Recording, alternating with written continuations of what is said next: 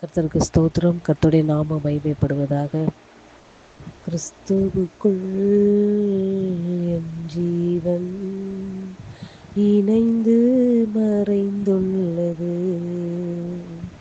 கிறிஸ்துவுக்குள் என் ஜீவன் இணைந்து மறைந்துள்ளது.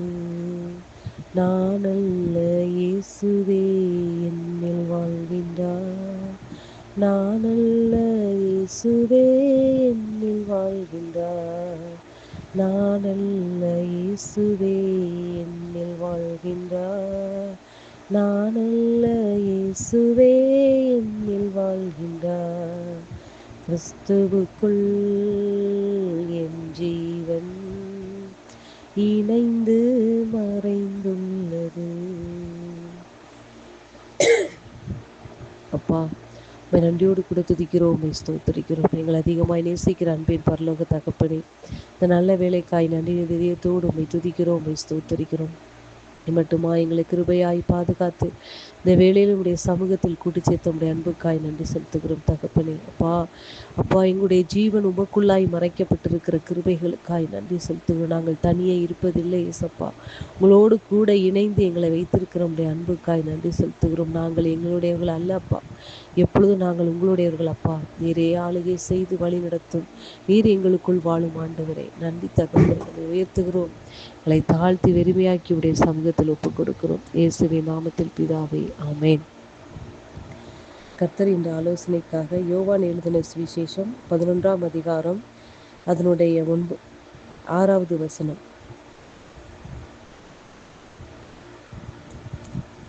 யோவான் எழுதின சுவிசேஷம் 11ஆம் அதிகாரம் அதனுடைய 5வது வசனம். இயேசு மார்த்தாளிடத்திலும் அவளுடைய சகோதரியிடத்திலும் லாசருவினிடத்திலும் அன்பாயிருந்தார். கர்த்தருடைய நாமம் மகிமைப்படுவதாக. கர்த்தராகிய இயேசு கிறிஸ்து மார்த்தாள் தன்னை விட்டு எடுபடாத நல்ல பங்கை தெரிந்து கொள்ள வேண்டும் என்று மார்த்தாளிடம் கர்த்தர் இப்படியாய் மரியாளை பற்றி சொல்லுகிறார். மார்த்தாள் அநேக காரியங்களை குறித்து கவலைப்பட்டு கொண்டு இருக்கிறதை பார்த்து, மார்த்தாளே மார்த்தாளே, நீ அநேக காரியங்களை குறித்து கவலைப்பட்டு கொண்டு இருக்கிறாள். மரியாள் தன்னை விட்டு எடுபடாத நல்ல பங்கை தெரிந்து கொண்டாள் என்று வேதம் சொல்லுகிறது. மார்த்தாள் அநேக காரியங்களை குறித்து கவலைப்பட்டு கொண்டு இருக்கிறாள். ஆனால் மரியாள் தன்னை விட்டு எடுபடாத நல்ல பங்கை, அதாவது கர்த்தருடைய பாதத்தில் இருந்து அவருடைய வார்த்தையை கேட்டுக்கொண்டு இருக்கிறாள். வார்த்தையை கேட்பவர்களுக்கு இந்த உலகத்திலே எதை பற்றியும் கவலை இல்லை. ஆனால் வார்த்தையானவர் பார்த்து கொள்வார். இந்த இடத்தில் அதே மார்த்தாளும் மரியாளிடத்தில் கர்த்தர் இப்படியாய் சொல்லுகிறாள். மார்த்தாளிடத்திலும் அவளுடைய சகோதரி இடத்திலும், அதாவது மரியாளிடத்திலும் அவனுடைய சகோதரன் லாசருவிடத்திலும் அன்பாய் இருந்தார் என்று வேதம் சொல்லுகிறது.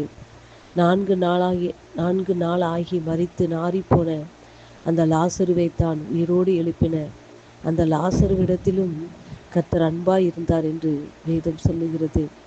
இந்த இடத்தில் மார்த்தாள் அவருக்கு பணிவிடைகளை செய்தாள். ஆனால் அநேக காரியங்களை குறித்து கவலைப்பட்டு கொண்டிருந்தாள். ஆனால் மரியாள் தன்னை விட்டு எடுபடாத நல்ல பங்கை தெரிந்து கொண்டிருந்தாள்.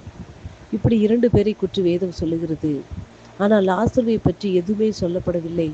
அவன் கர்த்தருக்கு பிரியமானவனை செய்தான், பணிவிடை செய்தான், வசனத்தை கேட்டுக்கொண்டு, இப்படி எதுவுமே லாசருவை பற்றி சொல்லப்படவில்லை. ஆனாலும் கர்த்தர் லாசருவை சிநேகித்தார் என்று வேதத்தில் சொல்லப்பட்டிருக்கிறது.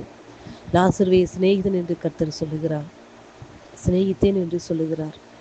4 நாட்கள் அவன் மரித்து 4 நாட்கள் ஆனவன் அவனுக்காய் கர்த்தர் கண்ணீர் விட்டார் என்று சொல்லி அவனை உயிரோடு எழுப்பினார். அன்பு பிள்ளைகளே, இந்த இடத்தில் கர்த்தர் நமக்கு சொல்லப்பட்ட வார்த்தை என்னவெனில், ஒரு குடும்பத்தில் 3 பேர் இருக்கிறார்கள். அதில் ஒருவன் அவனுடைய சமூகத்தில் இருந்து, கர்த்தருடைய சமூகத்தில் இருந்து அவருடைய வார்த்தையை கேட்டுக்கொண்டு இருக்கிறார். தன்னை விட்டு எடுபடாத நல்ல பங்கை தெரிந்து கொண்டு இருக்கிறான். ஆனால் மீதி 2 பேர்கள் உலகத்துக்குரிய காரியத்தில் ஈடுபட்டு கொண்டிருக்கிறார்கள். அப்படி இருந்தும் அந்த குடும்பத்தின் மீது கர்த்தர் அன்பு வைத்திருக்கிறார். இன்று கர்த்தர் உங்களுக்கு சொல்லப்படுகிற வார்த்தை, உங்கள் குடும்பத்தில் நீங்கள் ஒருவராய் இருக்கலாம். நீங்கள் ஆண்டவரை பற்றி, நீங்கள் ஒருவர் மாத்திரதான் கிறிஸ்துவை பற்றி, இயேசுவை பற்றி, உடைய அன்பை பற்றி அறிந்தவர்களாய் இருக்கலாம். ஆனால் உங்களை நேசிக்கிற அதே தெய்வம்தான் உங்களுடைய குடும்பத்தில் இருக்கிற அனைவரையும் நேசிக்கிறார். உங்களுக்காக ரத்தம் சிந்தி உங்களை மீட்ட அந்த அன்பு தெய்வம்தான் உங்கள் குடும்பத்தில் உள்ள ஒவ்வொருவரையும் நேசிக்கிறார். அன்பு பிள்ளைகளே, வேதம் இந்த இடத்தில் இப்படியாய் சொல்லப்பட்டிருக்கிறது. ஒரு குடும்பத்தில் ஒருவரை மாத்திரம் கர்த்தர் நேசிக்கவில்லை. நீங்கள் ஒருவர் மாத்திரம்தான் கர்த்தரால் பிடிக்கப்பட்டவர்களாக, கர்த்தரால் ரட்சிக்கப்பட்டவர்களாக, அவருடைய அன்பை ருசித்து பார்க்கலாக நீங்கள் ஒருவர் மாத்திரம் இருக்கலாம். உங்களை ஒருவரை வைத்து உங்கள் குடும்பத்தில் உள்ள அனைவரையும் கர்த்தர் நேசிக்கிறார். அன்பு பிள்ளைகளை, நீங்கள் நினைக்கலாம், நான் மாத்திரம்தான் இயேசுவை ஏற்றுக்கொண்டு இருக்கிறேன், நான் மாத்திரம்தான் இயேசுவை அன்பை ருசித்து பார்க்கிறேன், என் குடும்பத்தில் உள்ளவர்கள் ஒவ்வொருவரும் அறியவில்லை என்று வேதனைப்பட்டு கொண்டிருக்கலாம். ஆனால் இன்று கர்த்தருடைய வேதம் சொல்லுகிறது, உங்களை நேசித்த அதே தெய்வம்தான் உங்கள் குடும்பத்தில் உள்ள உங்கள் பிள்ளைகளை, உங்கள் கணவரை, உங்கள் மனைவியும், உங்கள் குடும்பத்தில் உள்ளவர்களை கர்த்தர் நேசிக்கிறார். அன்பு பிள்ளைகளை, உங்களுக்காய் ரத்தம் சிந்தின தேவன் அவர்களுக்காக ரத்தம் சிந்திருக்கிறார். உங்களுக்காய் காயப்பட்ட தேவன் அவர்களுக்காகவும் காயப்பட்டிருக்கிறார். உங்களுக்காக மரித்து ஜீவனை கொடுத்தவர் அவர்களுக்காகவும் மரித்து ஜீவனை கொடுத்திருக்கிறார். அன்பு பிள்ளைகளை, உங்களை நேசிக்கிறவர் உங்கள் குடும்பத்தில் உள்ளவர்களை நேசிக்கிறார். அன்பு பிள்ளைகளை, சிநேகிதனான அந்த லாசருவை சிநேகித்தன் என்று வேதத்தில் இயேசு கிறிஸ்து இப்படியாய் சொல்லுகிறார்.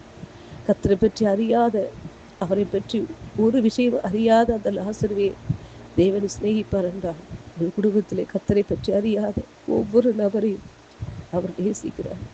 அவர்கள் மீது அன்பு கூறுகிறார். அன்பு பிள்ளைகளை, நீங்கள் கவலைப்படாதீர்கள். நீங்கள் ஒருவர் மாத்திரம்தான் இயேசுவை பற்றி முழுமையாய் அறிந்திருக்கிறேன் என்று நீங்கள் கவலைப்படாதீர்கள். உங்கள் குடும்பத்தில் உள்ள ஒவ்வொருவரையும் இயேசு நேசிக்கிறார். அவர்கள் மீது அன்பு கூறுகிறார்.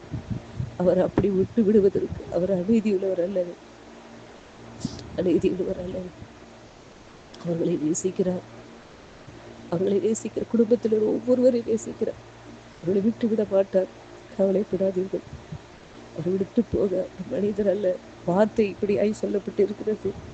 இயேசு மார்த்தாளிடத்திலும் அவருடைய சகோதரிடத்திலும் லாசருவிடத்திலும் அன்பாக இருந்தார் என்று. அவர் அன்பு கூர்ந்த ஒவ்வொருவரையும் அவர் தனியே விட மாட்டார், அழிந்து போக விட மாட்டார், கைவிட மாட்டார். கவலைப்பட்டு கலங்காதீர்கள். அன்பு பிள்ளைகள், உங்களை நேசித்த அதே தெய்வம் தான் அவர்களை நேசிக்கிறார். உங்களை மீட்டுக் கொண்ட அதே தெய்வம் அவர்களை மீட்பார். அவர்களை தன்னோடு கூட கூட்டி செல்வார். அன்பு பிள்ளைகள், கவலைப்படாதீர்கள், கலங்காதீர்கள். வார்த்தை நிமித்தமாக கர்த்தர் உங்களை ஆசீர்வதிப்பார்கள்.